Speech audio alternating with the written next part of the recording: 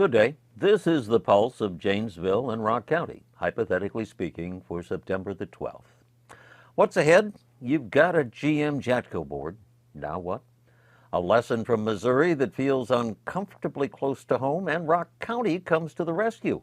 A veterans home will open after all. No clear rules, no stated mission, no clarity on scope or authority. The message to Janesville's new board is simple.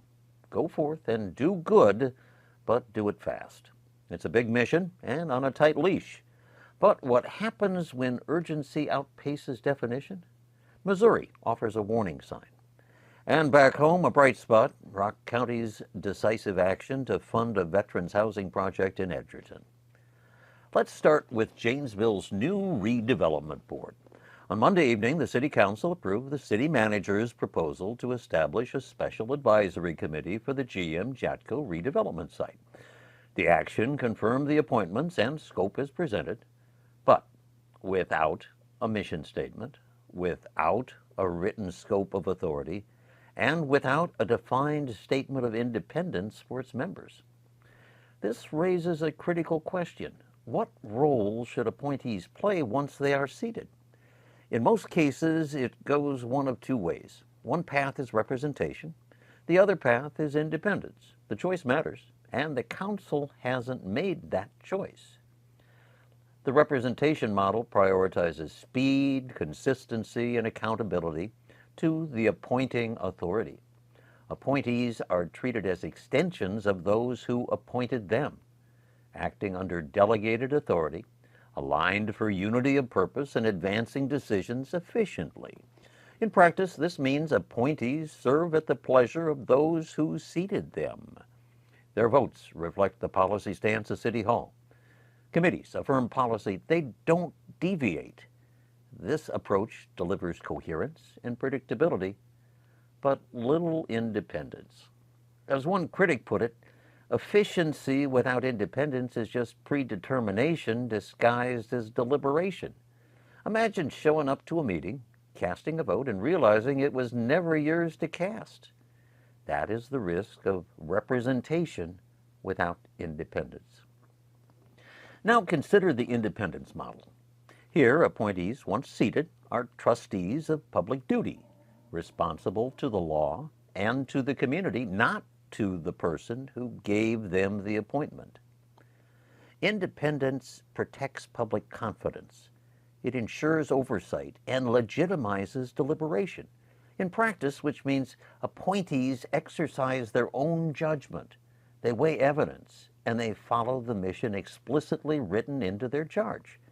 This model prioritizes legitimacy, accountability, and the integrity of the democratic deliberation process. But without structure, independence can devolve into chaos. As another observer reminds us, independence without efficiency is just chaos masquerading as freedom. Efficiency begs for a plan of action, independence to weigh alternatives, and the authority to act. So here's the City Council's dilemma. By moving forward without clarifying mission, scope, or independence, the committee now sits in a gray zone. If representatives, they risk being dismissed as predetermined. If they're independent, members lack a clear mandate to justify their autonomy. In either case, both efficiency and trust are jeopardized. The fix is simple. The council should revisit the committee's charge, provide a written mission statement, define the scope of authority, declare explicitly whether members serve as representatives or independent trustees. This would not undo appointments or delay progress, but it would protect a legitimacy and preserve public confidence. What if the committee proceeds without clarification? Well, its recommendations may be efficient, but they lack credibility. What if independence is affirmed in writing? The committee could become a trusted forum for input on one of Janesville's most consequential projects. The choice between these two paths may be shaped not only by the redevelopment of the GM JATCO site, but the community's trust in local governance itself. And now, let's look to Missouri for a cautionary tale. In St. Charles, a proposed data center development ignited controversy. There, too, the same questions arose. Are advisory bodies expected to affirm administrative priorities? Or are they meant to exercise independent judgment? And how does that choice shape public trust when millions of dollars in major land use decisions are at stake? The project, known as Project Cumulus, was cloaked in non-disclosure agreements and rushed permitting. It collapsed only after public scrutiny, environmental concerns, and organized city opposition forced transparency. The lesson is sobering. Secrecy breeds distrust. Engagement must be proactive, not reactive, and advisory committees must be used, not sidelined. In St. Charles, citizen committees on environmental quality, planning, and public works existed, yet none were tasked with reviewing the proposal. Their absence was not just procedural, it was philosophical. The city excluded its own advisory bodies. The result? Residents became their own advisory committee, and they became loud, uninvited, but effective. Advisory committees are not ornamental. They are the scaffolding of democracy.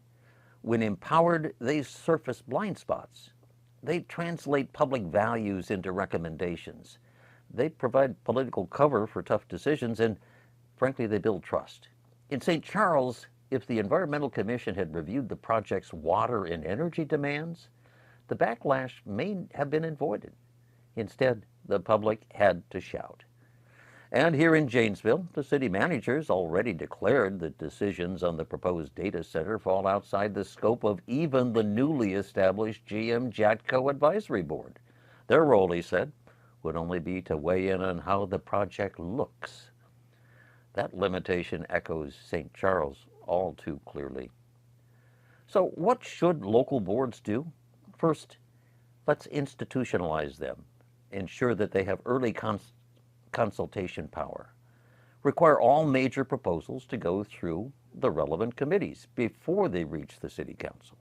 Second, diversity in the membership to include not just experts, but everyday residents. Third, publish committee findings, even dissent. It builds trust.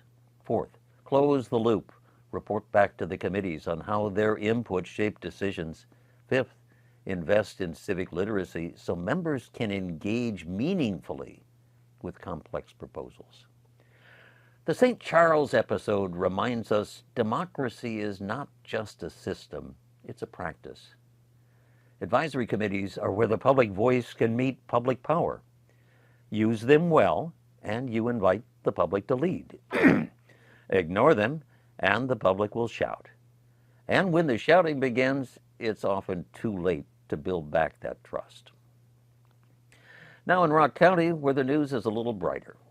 In a decisive move, blending fiscal responsibility with moral clarity, the Rock County Board of Supervisors has approved $300,000 for Edgerton Community Outreach, rescuing a veterans housing project from collapse. The project, centered on a historic Fulton Street building in Edgerton, was designed to create affordable housing for veterans and a shared space for nonprofits.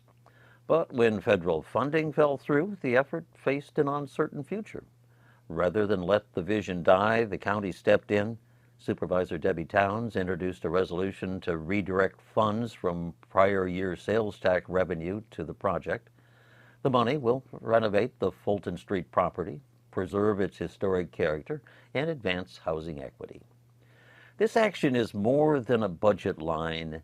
It's a statement of values.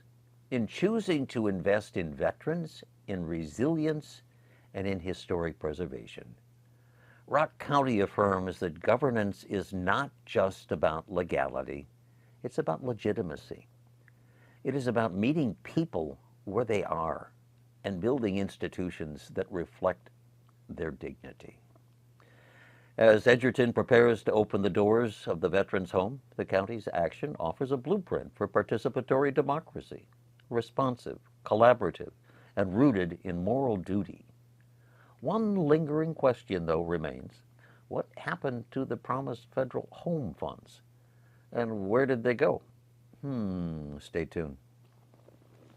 And before we close, there is a community spotlight. Havana Coffee at 1250 Milton Avenue in Janesville is fueling dialogue one cup at a time with hearty food, warm service, and a strong commitment to local journalism. Havana Coffee proudly supports the Rock County Civics Academy. We also thank the Nowlin Law Firm and attorney Tim Lindau. We are deeply grateful for the support from Tim and from Danella, and so many others who ask with us, what if transparency was standard in government? What if civic engagement became Rock County's defining strength? Every advancement in our community begins when someone chooses to act.